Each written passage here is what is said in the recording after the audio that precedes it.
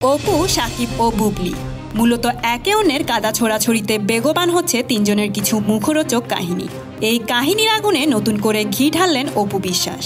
আজ রবিবার সকালে মুঠোফোনে তিনি নাকি বুবলিকে গালিগালাজ ও হুমকি দিয়েছেন, এমনটাই দাবি করলেন হালের আলোচিত অভিনেত্রী বুবলি। বুবলি বলেন, আজ সকালে অপরিচিত একটি নাম্বার থেকে ফোন আসে। স্বভাবসুলভ সালাম দেওয়ার সঙ্গে সঙ্গে ওপার থেকে গালিগালাজের বন্যা শুরু হয়ে যায়। প্রথমেই কিছুটা কিংকর্তব্য বিমূঢ় হয়ে উঠি। অকথ্য ভাষায় গালিগালাজের সঙ্গে কিছু কথা বলা হয়। কথার প্যাটার্ন ও ভয়েসেই বুঝেছি তিনি অপু বিশ্বাস। এরপর শুরু হয় শাসানো গালিগালাজ ও কথাবার্তা, যা ভাষায় প্রকাশ করার মতো নয়। ফোনটি যে অপু বিশ্বাস নিজেই করেছিলেন কিভাবে বুঝলেন, এমনটা জানতে চাইলে বুবলি বলেন, গোটা কলটাই রেকর্ড করা আছে। যদি শুনতে চান তা প্রমাণ হিসেবেও দিতে পারি।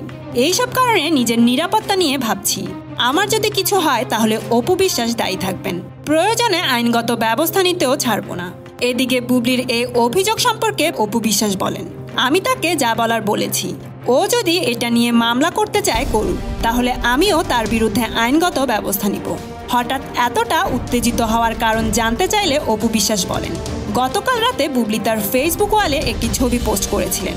সেখানে পরিবারের অন্যান্যদের সাথে বুবলির পাশে শাকিব খানও বসা আছে, আর ছবির ক্যাপশনে লেখা আছে ফ্যামিলি টাইম। কিন্তু এতে সমস্যা কোথায়? এটা স্বাভাবিক একটা ব্যাপার। এর উত্তরে অপু বিশ্বাস বলেন, শাকিব কি তার ফ্যামিলির কেউ? আমি আর এটা নিয়ে মন্তব্য করতে চাই না। যাই হোক, অন্যদিকে এ বিষয়ে বুবলি বলেন, কি আশ্চর্য ব্যাপার, এটা কোনো কথা হলো? শাকিব খানের সঙ্গে প্রফেশনালিজমের সম্পর্ক। তাছাড়া শুটিংয়ের শুরু থেকেই পরিবারের সবার সঙ্গে তার পরিচয় রয়েছে। আসল কথা, প্রফেশনালিজম এবং পার্সোনালিজম সবাই বোঝে না। বুবলি আরও বলেন, এর আগেও একজন লাক্স তারকাকে ঘিরে শাকিবের সঙ্গে খারাপ ব্যবহার করেছিলেন অপু বিশ্বাস। এমনকি সেই লাক্স তারকাকে অপদস্থ হতে হয় তার কাছে। মনে হচ্ছে আমার ক্ষেত্রেও সেই ঈর্ষা কাজ করছে অপুর।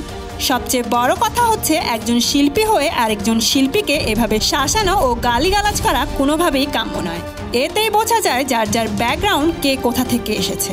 বুবলি আরও বলেন, কে কাকে স্বীকৃতি দেবে আর কার সঙ্গে কাজ করবে সেটা তার ব্যক্তিগত ব্যাপার। সবার মনে রাখা উচিত, জোর করে স্বীকৃতি আদায় করা যায় না। তো বন্ধুরা, আপনাদের কি মনে হয়, অপু বিশ্বাস কি ঠিক কাজ করেছেন?